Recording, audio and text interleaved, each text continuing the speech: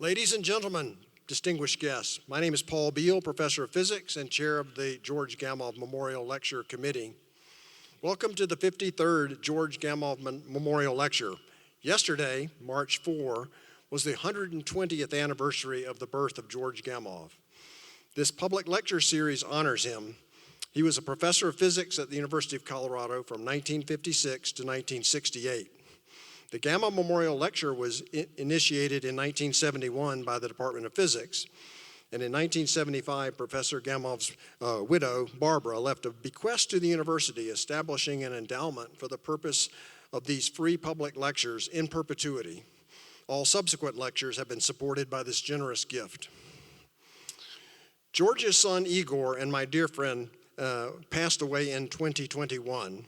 I would like to thank him and Elfrida Rieger Gamow for their support of this wonderful program and for establishing 3 separate undergraduate scholarships in physics, evolutionary biology, and molecular biology.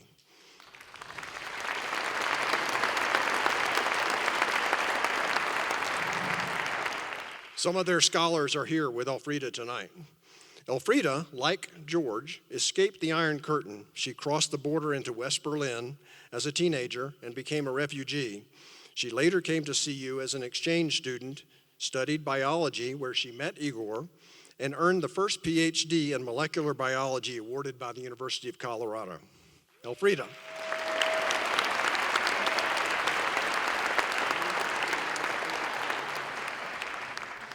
Thank you to all the people here who have helped the University of Colorado become the great success it is. Our students, staff, faculty, alumni, the citizens of Colorado, and our very generous donors.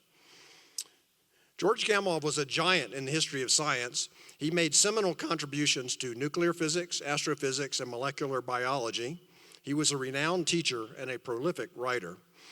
George Gamow was born in Odessa in Ukraine in 1904.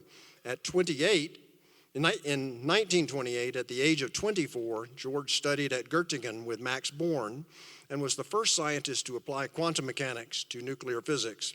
He explained the properties of radioactive alpha decay. This was only 2 years after Heisenberg and Schrödinger had developed quantum mechanics to explain atomic structure.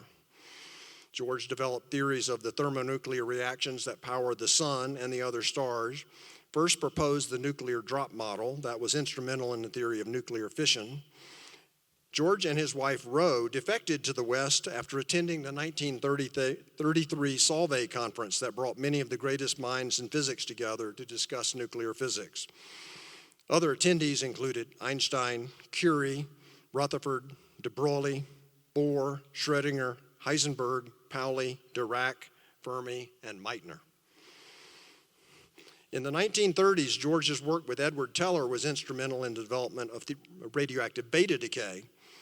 In the 1940s, George and his graduate student Ralph Alpher published a landmark paper about the origin of the light chemical elements created in the Big Bang 13.8 billion years ago. This work occurred in an era when the idea that the universe had begun abruptly was still highly controversial. Yet Gamow and Alpher produced a quantitative predictions based on the fundamental physics that follows from Edwin Hubble's observation that the universe was expanding. The paper was published on April the 1st, 1948. Perhaps not coincidentally, George, always the whimsical jester, added his friend Hans Bethe's name to the paper as a pun on the Greek alphabet. The paper is widely known as the Alpher-Beta-Gamow theory of nucleosynthesis. In the 1950s, George turned his mind to explaining the genetic code. Many members of the interdisciplinary RNA tie club that George formed became scientific leaders in unraveling the mysteries of DNA. George was the first to show that a 3-letter nucleotide code was sufficient to define all of the known amino acids. Professor Gamow was a prolific writer. His many successful books explained even the most arcane concepts of science and mathematics to budding scientists and the general public. I still have the copy of 1, 2, 3, Infinity that my parents bought for me when I was in junior high school. It is dedicated to and kindly autographed by his son Igor, who wanted to be a cowboy. In 1975, George's Barbara Perky Barbara Perky Gamow left a bequest to the university to permanently fund a public lecture series to honor George. The Gamow Memorial Lecture Endowment stipulates that the Gamow lecturer shall be a person widely known for scholarly achievement in one or more of the fields of physics, astrophysics, mathematics, biology, chemistry, geology, or engineering, and shall be known for his or her excellence in interpreting science to the general public. Our speaker tonight is exactly what Perky envisioned. It's my honor to introduce astrophysics professor Michael Shull, and a member of the Gamow Memorial Lecture Committee. Mike will introduce our speaker tonight.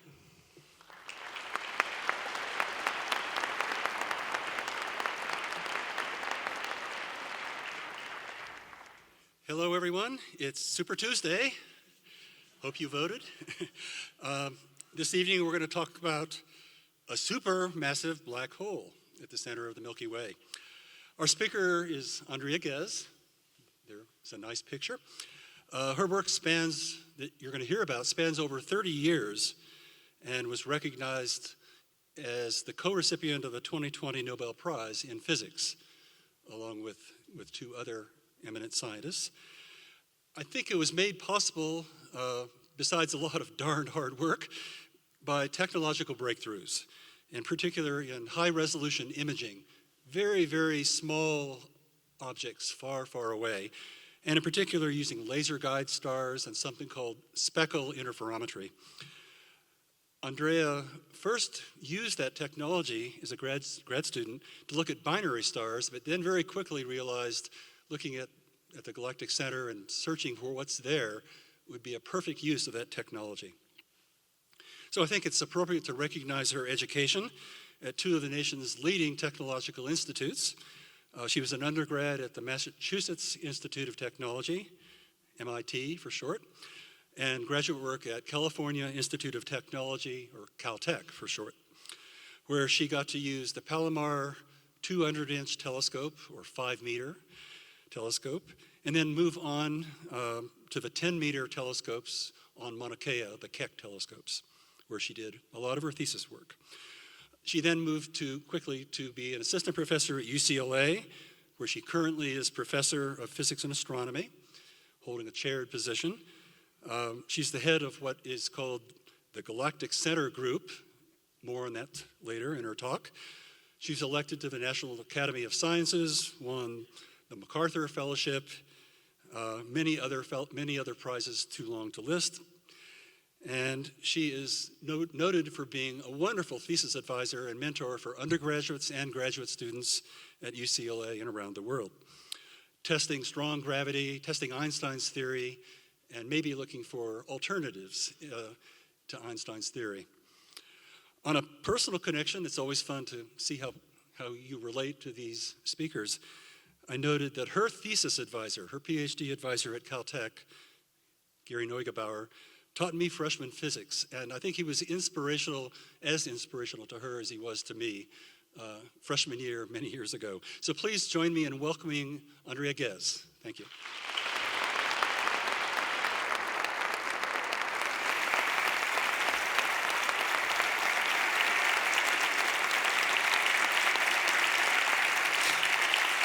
Thank you. It's a pleasure to be here this evening and to share the incredible ride I've had over the last 30 years, the scientific journey that's been recognized with the Nobel Prize. And it all began when I first joined the faculty at UCLA. I had gone to UCLA because I wanted access, as Dr. Shull just described, I wanted access to the largest telescope in the world. And at this time, these telescopes were just starting off, and UCLA is a co-owner. So what I wanted to do was develop new and different ways of using this telescope in order to answer the question, is there a supermassive black hole at the center of the galaxy? And at the heart of this question is really the question of, do these objects really exist in the universe? Before I dive into the science, I want to give credit to the people I've worked with. This has been a long journey. We started off as the I think the little engine that could, a small team. So I've had the pleasure of collaborating with 2 professors over the last 30 years. You can tell this is an old picture because I'm in the middle. And my very first graduate student is on the right. And in fact, this was just after, this is right at the beginning of this work, but in fact, I like to share, especially for the young folks in the audience, that my very first proposal to use this telescope, in other words, you have to submit a proposal to get the telescope time, it's a resource, was turned down.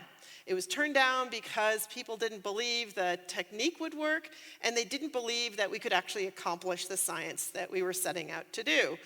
And in fact, our vision for doing this was a 3-year project, which is rather remarkable to think about, given that we're still doing this 30 years later. They can't get rid of us now, actually. Today, we're a much larger team. There's a core collaboration of about 24 people. And in particular, I'd like to point out other young faculty that are involved. In fact, 2 of them were grad students in their group to begin with, and now have students and postdocs that are part of this broader collaboration network. Okay, so to start off with, it seems appropriate to ask the question, how do you observe something you can't see? Because black holes, by their very definition, are objects whose pull of gravity is so intense that nothing can escape it, not even light. So this evening, we're going to hear about how this project has been able to not only discover a supermassive black hole at the center of the galaxy, but provide us with the best evidence to date that these objects truly exist. And we're looking for this at the center of our own galaxy. And that means that we've also created today the best laboratory possible for the studying both how gravity works around these supermassive black hole, and from the physics perspective, and then from the astrophysics perspective, how do these black holes influence the formation and evolution of the galaxies in which they reside. Okay, so let's start off with agreeing what a black hole is. Seemed appropriate to show you a blank slide.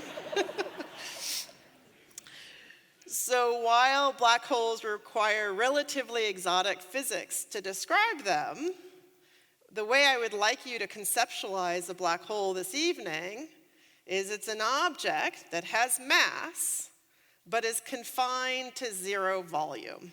It has no finite size. So I promise you we're not going to do a lot of math, but I am going to say if you think about density, which is mass divided by volume, you've divided by 0, which means that the quantity goes to infinity. And in physics, we call this a singularity.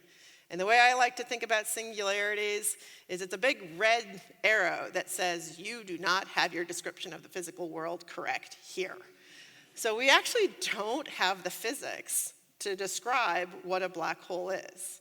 And that's because we don't know how to make the fields of quantum mechanics, which is the description of things that are very small, and these things are definitely small, work together with the field of general relativity, which is the description of gravity, especially around very massive objects. And today we can't make those 2 things come together, and yet those are the 2 physical fields that really have to describe a black hole. Okay. So that's what makes black holes so fascinating to physicists and astrophysicists alike, because they really represent the frontier of our understanding of physics. Okay, so while black holes don't have a finite size, there is an abstract size that we can associate with a black hole. And it's really important for thinking about the work that we're going to do and fundamentally understanding these objects. So it's called the Schwarzschild radius, after the guy who understood why it was important. And it's also popularized by Star Trek. It's called the event horizon. And this is the location that is the last point that light can escape from the black hole. It's not a physical size, it's an abstract size, but it's really important because you can't get information inside this. So there's all sorts of wild physics that happens right at this radius. But it's also important because every mass has a Schwarzschild radius associated with it. you do, your neighbor does, or anything else you'd like to turn into a black hole, say your cell phone. If you could compress that mass down to its Schwarzschild radius, gravity would overcome all other known forces and force that mass to become the infinitesimally small object and become a black hole. So in a sense, the proof of a black hole is to ideally show that there's a mass that's confined to within this radius. And it only depends on mass. Okay. So let's look at some scales here. In other words, how big is this radius? How big is the event horizon? If I could take the Earth and put it in a giant compressor and squeeze it down to the size of a sugar cube. Actually, somebody pointed out I need another analogy that's kind of old-fashioned, a sugar cube, so a penny. It would become a black hole. Now, the radius just depends on the mass. You double the mass, you double the size. So if I could take the sun and squeeze it down to, I have to say I put UCLA, but you could put Colorado University, the University of Colorado here, it would become a black hole. Okay, so that's the heart of what a black hole is and how you might prove a black hole exists. Now let's look at where these things might exist and how we came to be talking about these really exotic objects. So there are two kinds of black holes. I'm going to call them well, you can tell that there's a supermassive because we keep using that word. So you can imagine that there's the normal mass black hole, or we could call them the regular black holes or the ordinary black holes, as if you could call something like that ordinary. But this concept was first come up with in the context of theory. So people imagining or conceptualizing and working out the details of how the most massive stars in our galaxy would evolve or go through their life. So these are these are stars that are roughly 30 times the mass of the sun. And it was understood that at the end of their lives, they would explode, which is what we're seeing here as a supernova. So the outer layers fly out. So in other words, gravity loses. But at the heart of this object, gravity wins and forces this object's core to become a black hole. So thought of theoretically, and today we have exquisite evidence that these things really do exist. And the most recent example of the proof, of a good proof, is the gravitational wave detection of mergers of these stellar mass black holes, or these little black holes. Okay, so the ones, these are fun. There's all sorts of interesting astrophysics that happens in them, but I'm gonna focus my attention, or we have focused our attention, on black holes that are much more massive. These are 1 million to 1 billion times the mass of the sun. So orders of magnitude larger than the ones we were just looking at. And it was hypothesized that they would reside at the center of a galaxy. So each galaxy perhaps has one of these beasts at the core.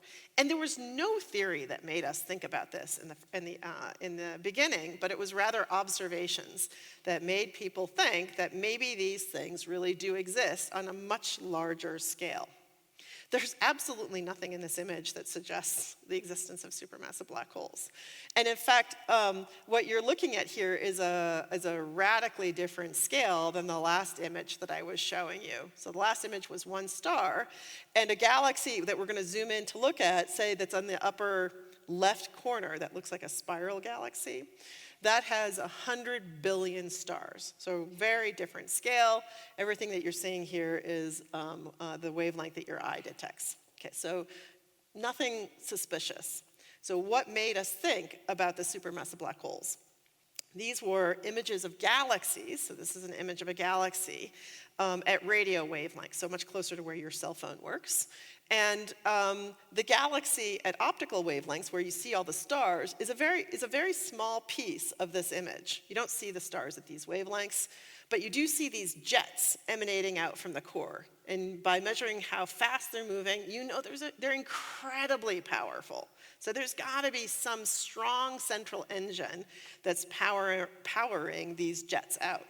It's also true that the dot in the middle, doesn't look like anything powered by stars or gas. And so people thought, or suggested that perhaps you're seeing matter fall onto the black hole, so just outside the event horizon. So in a sense, you could say you're looking at the dining habits of these black holes. And these are really exaggerated objects. These are objects that we call active galactic nuclei. In other words, their nuclei or their centers are very active. And these, what I like to call them, these are like the prima donnas of the galaxy world, like kind of show-offs. And they're about 10% of all galaxies, but they're definitely the ones that made us think that perhaps all this energetic phenomena is driven by the presence of these really massive black holes. And that quickly led to the idea that maybe all galaxies harbor supermassive black holes at their centers, but that in other galaxies, you could say they're black holes on a diet. There's nothing lighting them up. Or you could call them stealth black holes. And our galaxy is definitely an example of a not active galaxy. We're kind of ordinary, garden variety, nothing special about us. Sorry. And our galaxy would look very much like this one if you could get outside it and look back. So our solar system is about halfway out, and it exists in a spiral arm structure, and we're looking for a supermassive black hole at the heart of the galaxy. And it turns out that almost any way that you can describe the center of the galaxy is more extreme than the properties out here in what we call the solar neighborhood. So I like to think about this as like the crowded urban downtown, and we're out in the suburbs. And as I said, there's a lot of characteristics that get more extreme. And one of them we could talk about is the density or the density of stars. So you could think of it as like the population density. It's 1 billion times higher than what exists around our sun. So it's a really extreme environment that we're looking for this supermassive black hole, which suggests that there's all sorts of interesting additional phenomena that we'll be able to see. And that's sort of foreshadowing something that I'll talk about later. Okay, so we're going to look for this thing at the center of the galaxy. So it turns out that in this experiment, we get the lessons of life. For every pro, you usually get a con. So the pro of looking for a supermassive black hole at the center of our own galaxy is that it's the closest example of a center of a galaxy that we'll ever have to study. The next closest center of a galaxy is 100 times further away. So proximity helps because you can see more detail. The challenge is that galaxies are flattened disk-like structures. We live in it, and we're trying to look through the plane of the galaxy to the heart of the galaxy. And this image is a photograph from taken on the Big Island, which is where the telescopes are located. And you can see the plane of the galaxy. So that band of white light is the collection of stars in our galaxy, roughly in the direction of the center of the galaxy. And hopefully you'll also notice that there's a lack of light running through that band of light. And the reason that there's no light, or light that your eye detects, is because of all the dust that exists in the plane of our galaxy. Now, I'm from Los Angeles. I understand the problem of dust in the atmosphere. That's what makes smog. And it turns out the dust characteristics in our galaxy are very similar to the properties of smog. So at optical wavelengths, you can't see through dust very effectively. You can think of this as when the dust is comparable to the size of the wavelength of light that you're trying to look at, it's a really good blocker. But if you go to light that has a wavelength that's larger than your dust particle size, you can see through. So a key to all the work I'm going to share with you today has been done at infrared wavelengths, which is where your TV remote control works. And it's a technology that was really driven by aerospace industry. So I'm going to talk about a couple different technologies that were key in the enabling of this work to happen. And one of them is the development of infrared detectors.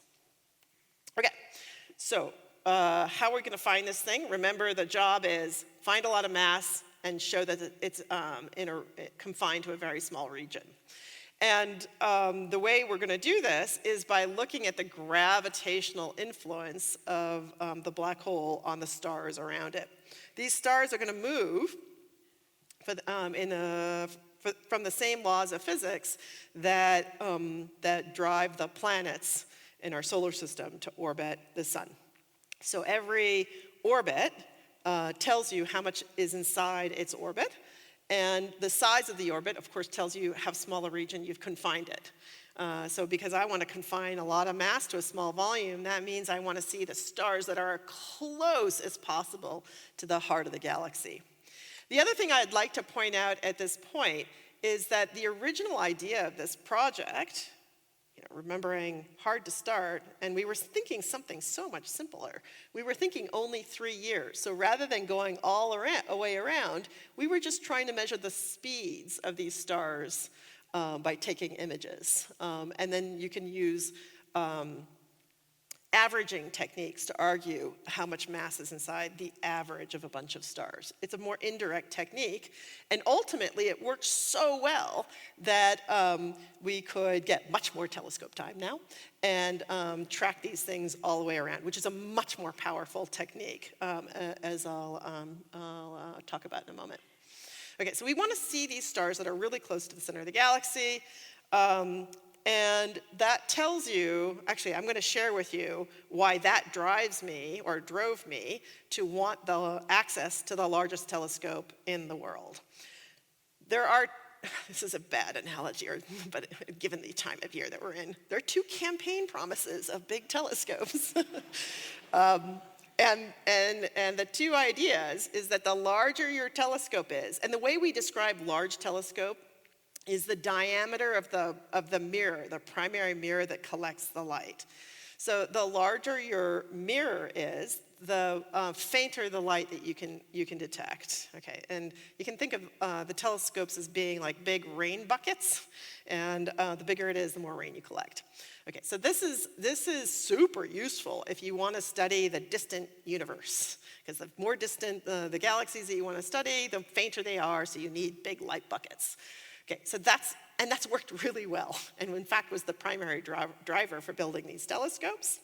Oh, I should have said, how big is big? I've told you it's the biggest, but really you should be cynical and say, well, how big? And the answer is it's 10 meters, these are 10, each one has a mirror that's 10 meters in diameter. And to give you a sense of scale, that's roughly the width of a tennis court. And in fact, there was new technology or a new design for these mirrors. It's not one continuous piece of glass, but rather 36 hexagonal segments that are aligned to a small fraction of the wavelength you want to observe at. Okay, so that was also part of the skepticism for this project early on. Okay, so we've got campaign promise number 1, faint things. Promise number 2 is that the larger your telescope is, the smaller the scale or the resolution that you can see. And the analogy I like to make here is if you think about the painting technique of pointillism, where you paint with little dots, and the closer you stand to the painting, the better your ability to resolve the individual dots. So the larger the telescope, it's like standing closer to the painting or closer to the universe, but you're not moving towards it. You're just increasing your ability to see detail. Okay, so I want to see stars close to the center of the galaxy, so I want detail. So it's this piece that is the second promise is the one that I care about. Turns out it's much harder to achieve. Okay, but before I get there, I just thought I would share a little bit about where these telescopes are located. They're located in Hawaii on the Big Island on the summit of Mauna Kea.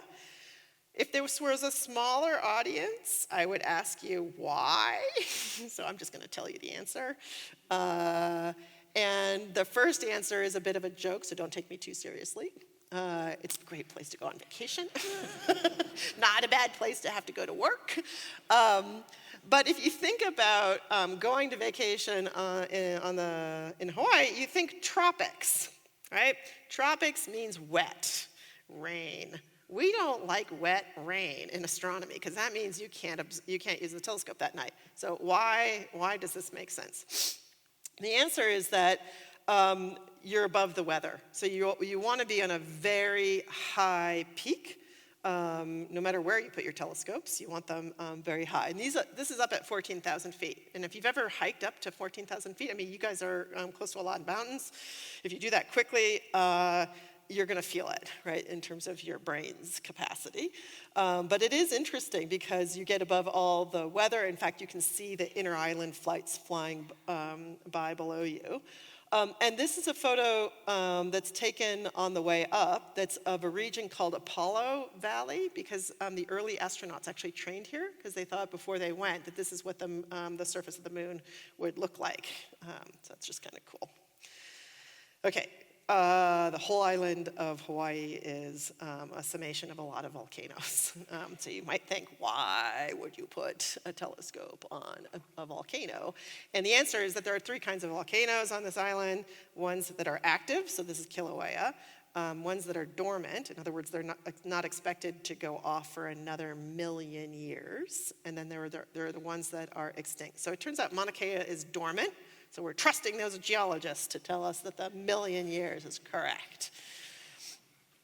The other reason Hawaii is such a fabulous place to put telescopes is because it's surrounded by water. And it turns out that the airflow over the islands is really smooth because of this large body of water. So the atmospheric scientists will tell you, large body of water, smooth airflow. So you'll always see that telescopes are located at high peaks near bodies of water. So another place that a lot of telescopes go are the Andes in Chile, so have the same properties, or the Canary Islands, same thing.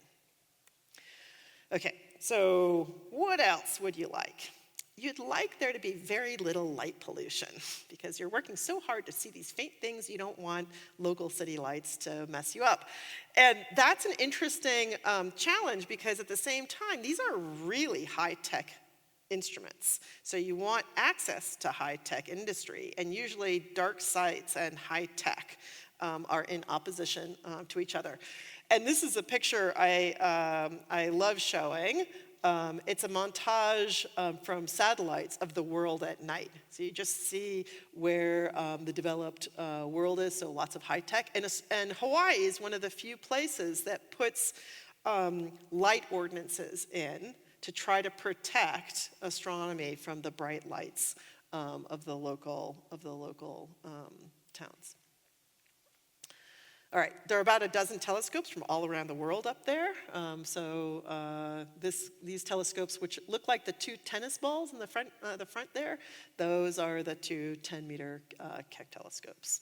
But you have telescopes from Japan, you have telescopes from France, Canada, and a bunch of other countries up there. So it's a really international place. We're talking about technology, and I'm going to share with you a bit more, but it's often fun to talk about, or of interest to people, about how we use these telescopes, and how we use them has evolved a lot over the 30 years that we've been going there. So in the beginning, you would fly to Hawaii and then go up to the summit and actually work at 14,000 feet. And if you've ever watched movies on a plane, you know things are funnier on the plane or sadder. So this is the second year we were there, and I think we had realized there was a discovery. So this is us in our euphoric state. I also remember having ridiculously stupid conversations, actually, with this grad student. We actually had a debate once about what 128 divided by 2 was. So this is not where you want to do your best work, because you really are stupid. It became possible, roughly around this time, to observe from Waimea, which is where the headquarters are. And for every location, there's a plus and a minus. The plus at the top is you get to have, there's a dormitory, it's like living in college, and there's a cafeteria, which is really like being back in college. And you meet people from all over the world. Like those were the fun old days. Nobody's up there anymore, except maybe one telescope operator per telescope. Today, everybody's doing it remotely. In the beginning, it was down in Waimea. There's a technical staff of about 100 people that are associated with Keck Observatory. So when you observe from there, you have really good interaction with the technical staff. And as we develop instrumentation for Keck, it's great to interact with those guys. But we didn't stop there in terms of evolution of how we work. Then it became possible to observe from the mainland as the connectivity, the reliability of the internet between the island and the mainland became better. Now we observe from UCLA. And again, there's always a pro and a con. Con is you lose your connection with the staff. The pro is you can bring lots of undergrads with you at night because you're not going to fly them out to Hawaii. It's too expensive. But they get to join you in the remote observing run. My least favorite mode was developed during COVID, which is basically observing by Zoom. It wasn't actually Zoom, and they called it pajama mode or PJ mode. It's really hard, it turns out, to stay up all night when you're alone. Okay. I'll just share, I also came to the realization of how important these nights of work with your team are, because we do a tremendous amount of brainstorming and mentorship when you stay up all night with your team, and that definitely didn't happen during COVID. Okay, so that's why Hawaii. We've said second campaign promise is why I care, but why is it so hard? The atmosphere is what makes this image look like bud splat patterns rather than tight images. They're about 5 bright stars, and they should all be the size of the smallest structures if there were no atmosphere. So atmosphere is great for us. It allows us to survive here on Earth, but it is a total headache for doing astrophysics.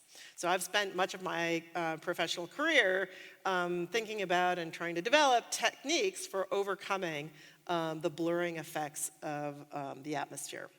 So there are a lot of analogies that you can use to talk about this, but the one I'm going to use now is think about a moving stream. Oh, you guys have a creek right here. Think about the creek.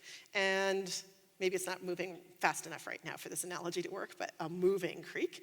And you're trying to look at a pebble at the bottom of the creek, and the movement of the water makes it very difficult to just simply see the pebble. So that's what's happening here, is that the turbulence in the atmosphere is making life very difficult. Okay, lots of solutions, right? Give us a problem, we're going to get creative. So one solution is you get above it. That definitely solves the problem. But and we've done this with a couple different telescopes. Well, with Hubble Space Telescope, and now with James Webb Space Telescope. And I can't believe I'm about to say this. The problem with those telescopes is they're smaller than Keck. And small, I mean the diameter. Let's go with the bigger one. The James Webb is a 6-meter telescope, and Keck is 10. And the advantage of diameter for the kind of work that I do goes as the diameter to the 4th power. So it's a really strong benefit to get to larger telescopes. So I'm willing to work pretty hard. And of course, James Webb wasn't there. At the beginning, we only had Hubble, which is 2.4 meters. Okay. So this animation gives you a sort of a sense of if you can correct for the blurring effects of the atmosphere, what would you see? So long exposure, all those bug splat patterns turn into big blob. And if you can overcome the blurring effects, then you get these tight images. I've drawn a little square, which is where we think the heart of the galaxy is. In other words, that's where you expect the black hole to live. So you want to discover stars that are there, and we have, so there are definitely stars there. And it's those stars that you want to measure to do this experiment. Okay. Oh, this is like your baby pictures. There's been a series of instruments that we've put into place. So this is the first instrument, and it was actually there when I first started. So all we had to do was modify it. And I think it's amazing that you could go to the largest telescope in the world, and they would let an assistant professor monkey around with anything. But the nice thing about this, they did, and I'm grateful, is all we had to do is change the electronics to read out really quickly, because you have to keep up with the atmosphere, and then to change the scale of the pixels, like to zoom in a lot. So change the optics, change the electronics, relatively cheap, and all the work goes into analyzing it in software. So hardware cheap, software expensive in terms of time and development. Okay. Oh, so this is a little On the left is the bug splat pattern, which is what you take throughout the night. And on the right is how those stars that you've discovered, because you've done something simple to begin with, but you still see those stars, how they've moved over the time that we did this sort of simple but effective technique. You guys can probably find my favorite star in our galaxy. Actually, my favorite star in the universe. Actually, to make another bad LA joke, you know, they sell star maps. And when I first moved to LA, I thought that meant stars. But this really is my favorite star. Okay, so this worked beautifully. That star has a name. It probably needs a better name. Its name is SO2. But it's really the key to this experiment, because you can see it's hauling. It tells you that you don't need to do fancy anything to tell you that there's something really interesting at the center of the galaxy. So remember, the criticism is the technique won't work, you won't discover stars, and you won't see them move. Like, you do not need a computer to tell you that these things are moving, and they're moving pretty quickly. Okay, so that's just the beginning of the story in terms of the technology development. So we did that stuff for 10 years, super powerful. In fact, we made the first step towards claiming that there was a supermassive black hole with that technique. But things got better. They got better because technology got better. And it was actually a really wonderful example of technology transfer. So it turns out that astronomers aren't the only people who care about looking through the atmosphere. The military also does, both up and down. And it turns out they have way more money than we do. And so as we were developing this newfangled technique, they basically declassified it. They're like, okay, you've gotten far enough. We'll tell you how it's done. So there was this huge boost forward in the mid-90s. So then all the astronomers had to do was figure out how to apply this. Okay, so there's a lot of, sorry, I should be talking to this animation. So what you've seen is a beam of light that bounces off the primary mirror and then gets into the instrument bay. And you've seen a couple of miracles, like the dome goes away, and we're about to see the walls of this is what's called adaptive optics. And adaptive optics is this new technology that is a much more powerful way for correcting the atmosphere. So here we've seen the beam of light, and it's bouncing off in the top right, one of the key pieces. That's a deformable mirror. And that deformable mirror is going to try to undo the distorting effects of the Earth's atmosphere. The Earth's atmosphere in the next depiction, which is called wavefronts, is going to, there should be flat pancakes, okay, straight flat, but they look like, I don't know, Pringles potato chips, and each one's different because the time scale is really fast. So you want to put the opposite shape on your deformable mirror to make it look flat again. And again, another analogy you could make is think of the atmosphere as a circus funhouse mirror, and the deformable mirror does the opposite, which makes you look funny, and the deformable mirror takes on the opposite shape to make you look flat again. And that's what's happening here. So rather than those just awful images, they become tight again. Okay, so you get to the full resolving power of the telescope, and yet your camera can integrate for a long time, not just these really quick images, which is much more power for all sorts of reasons. One, you can see fainter stars. You can position the stars more precisely, but you can actually take spectra, which tell you what kind of stars they are, which is really effective. Oh, another fun fact or fun piece of this is you might ask, how do you know how to move that deformable mirror? You have to look at something that tells you some reference. And the way we do this is to shine lasers up into the atmosphere. This is actually one of my favorite, I don't know what you want to call it, beauty shots of the work. We had telescope time on both nights. Like that was, I don't know, I felt like queen of Keck telescopes. And each telescope has an adaptive optics system. And what you're doing is you're shining a laser that's tuned to a transition in sodium atoms. It's not where the yellow line is. The yellow line, turns out, it's just dust, local dust that's scattering the laser light out. So it makes for a pretty picture, but it's totally scientifically irrelevant. Up at 90 kilometers, there's a very thin layer of sodium atoms. They're deposited by meteorites. So when you see shooting stars, those are actually meteors burning up and supplying that very thin layer of 90 kilometers with sodium. And we shine that and make those sodium atoms shine. So you create what we call a artificial star, and that by looking at that artificial star, we know how to correct or move that deformable mirror. So that's the game. Okay. Remember that little box that I showed? I said these are the stars, and we're now looking at a fourth of the real estate, which is just super tiny. And you can see where these stars have moved over the last almost 30 years now. You can see SO2. I love it dearly. It goes around every 16 years. And this is amazing. And again, what we realized, usually in astronomy, you can't do anything on a human timescale. I mean, we're talking about things. This light, actually, here's a reference point for you. We're seeing light move on human time, or phenomena that's the messenger is light. That light has been traveling to us for 26,000 years, and we're talking about things that are on much shorter timescales. Oh yeah, another fun fact.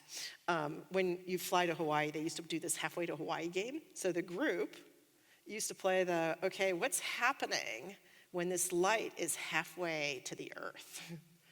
13,000 years ago, the first cave paintings were being made on this planet for the photons, the light that we detect today. And I think that's, sort of profound.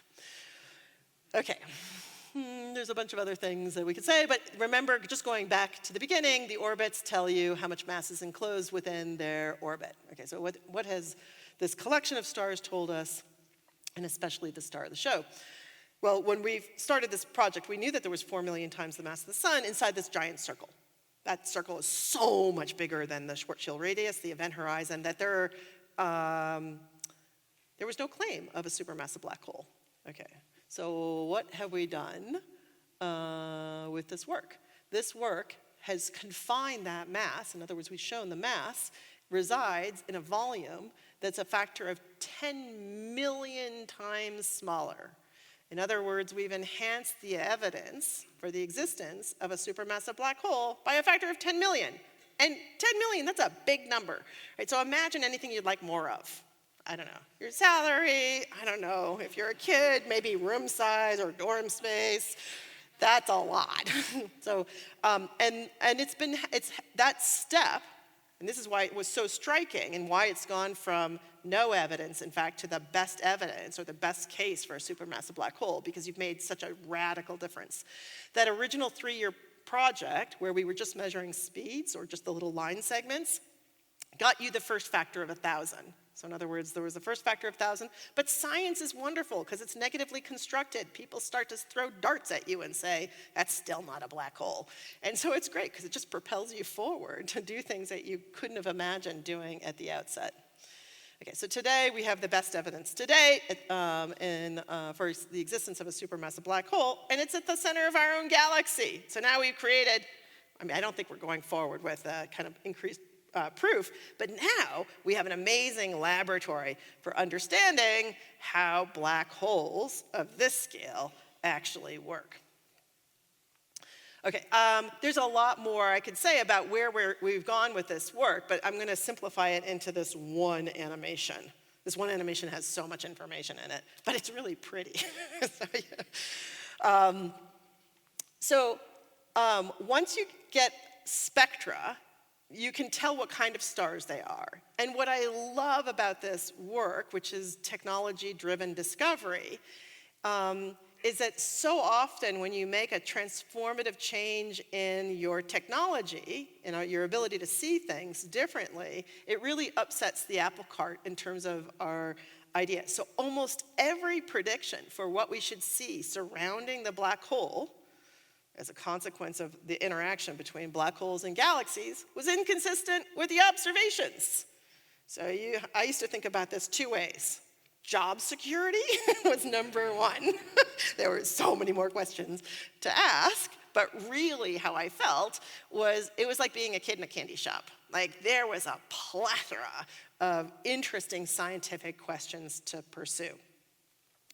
To just highlight a few, let me highlight two. I'm actually going to talk about three things. Two things that had predictions, and the third thing is the kind of thing we call the unknowns. There were no predictions because you didn't even think about these things.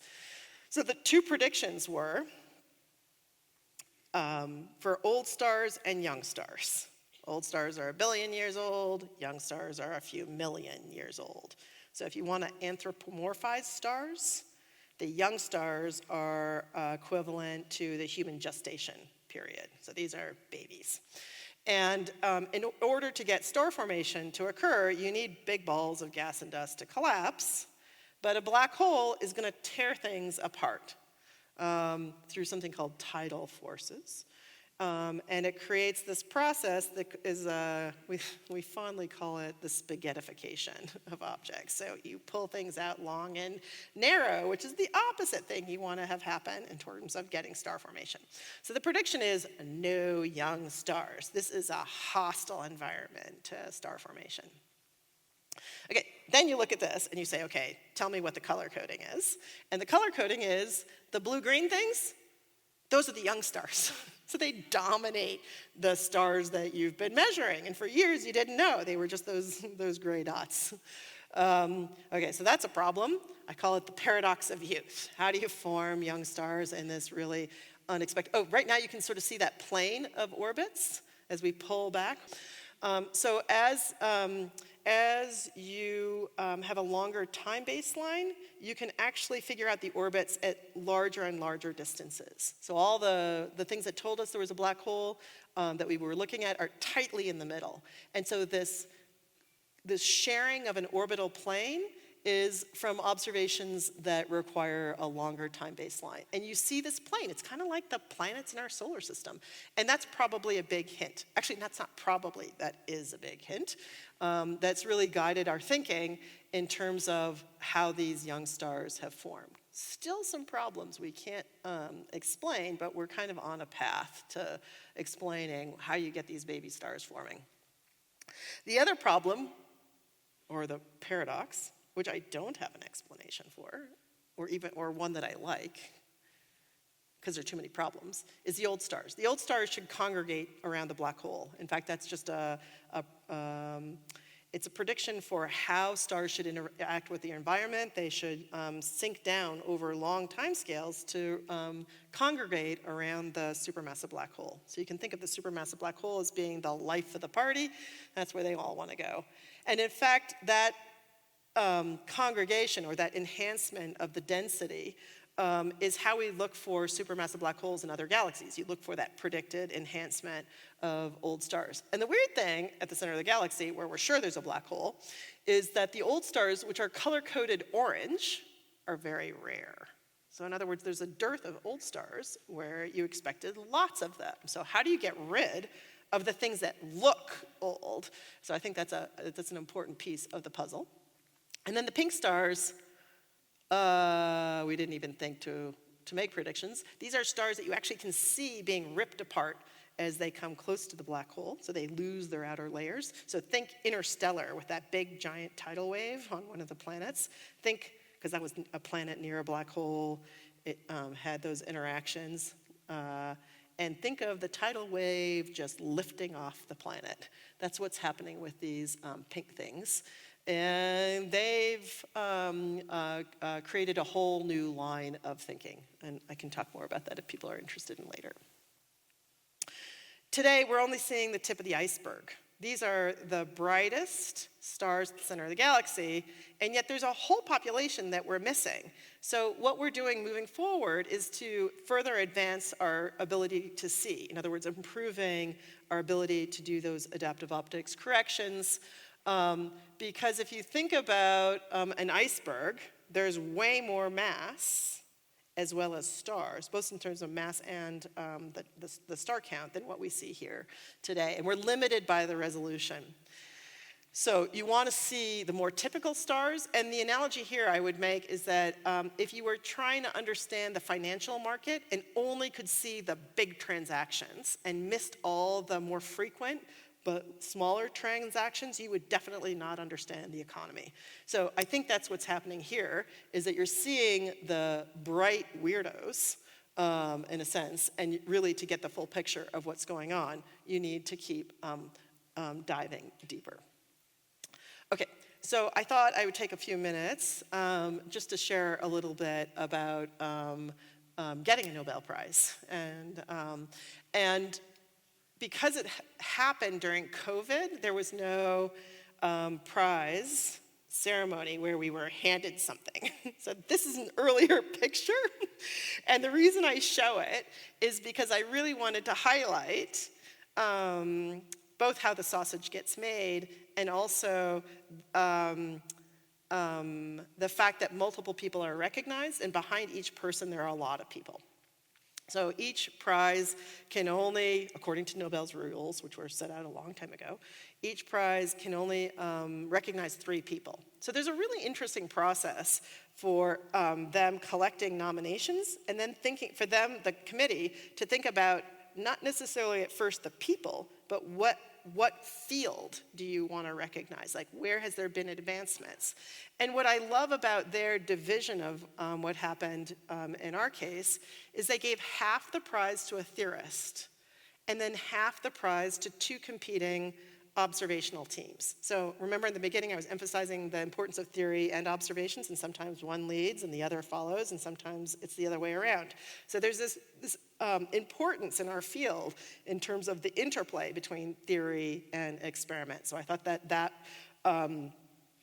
way of curating the prize was really lovely. And then they split the observing side to 2 competing teams. My team and then a team by Reinhard Genzel. And I think that was a beautiful way of talking about the constructive way that competition can work. So it's been really interesting to have a 30-year project in competition, sort of, or whatever you want to call it, independence, with another group. I could probably write a book about this because it's been an education in terms of the sociology of science. It's a book I will never write. But I want to talk to the importance of diversity of points of view. Like, I think for the competition, the science is better. It's better because you don't get groupthink and you find each other's mistakes, and there's nothing like having another team to inspire you to think deeper and faster. Okay.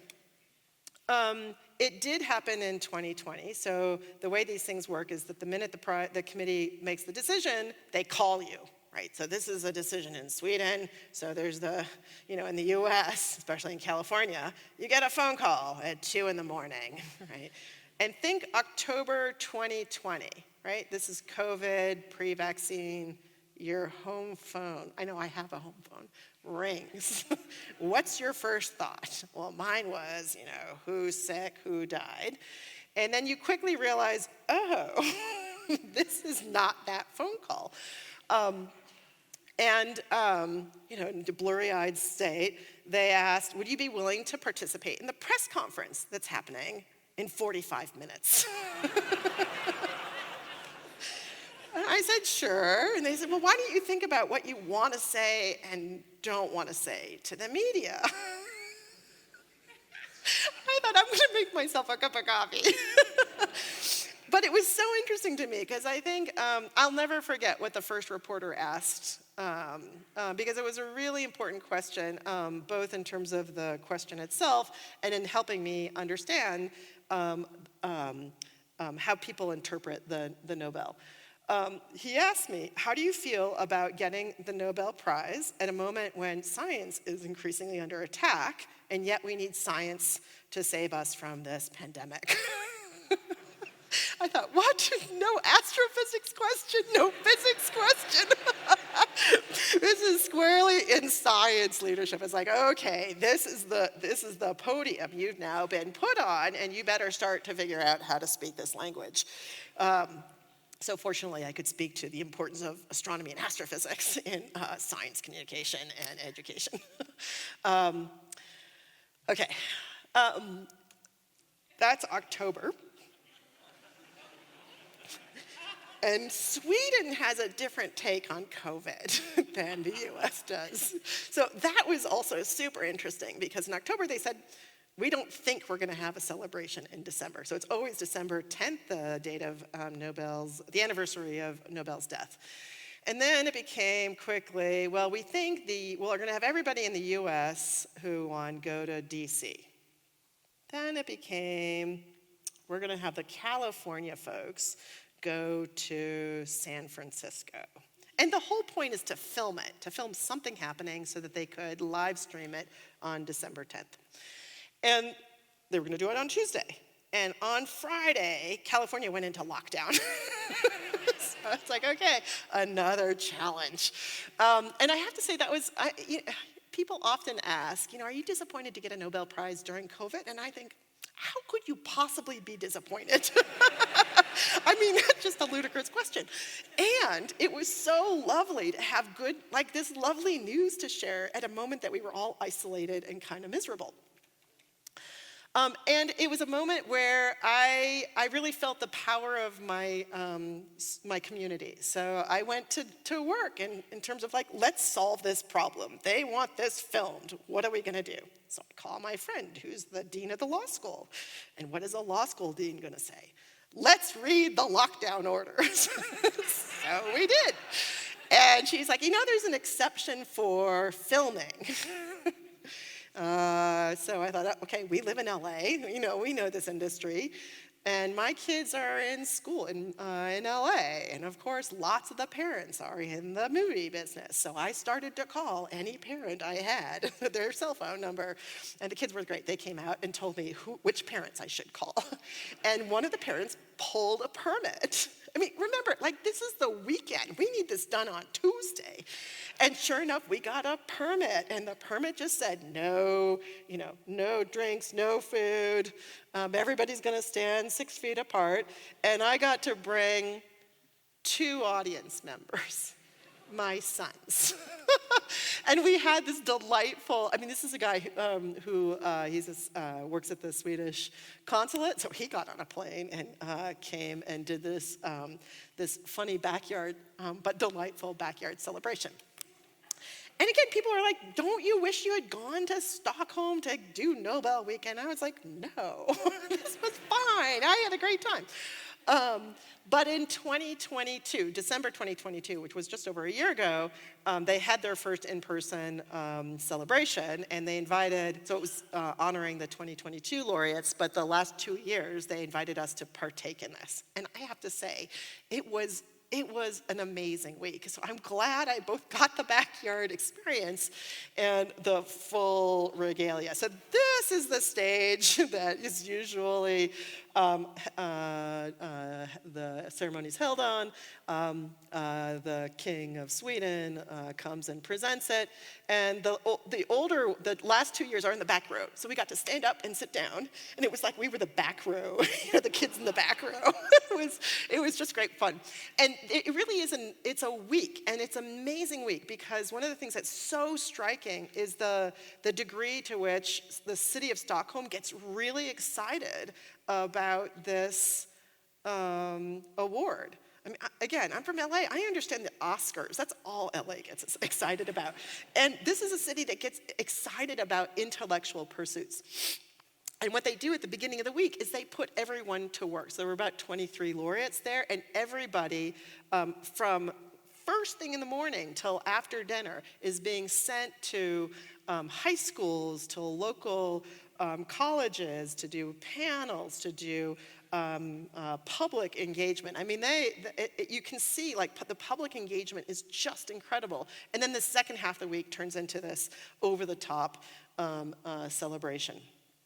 If you ever go to Stockholm, there's a Nobel Museum. And the Nobel Museum has a lot of artifacts, because every recipient is asked to provide some artifact that's meaning to you personally or professionally, which is a really interesting question. Like, do you want to go personal or professional?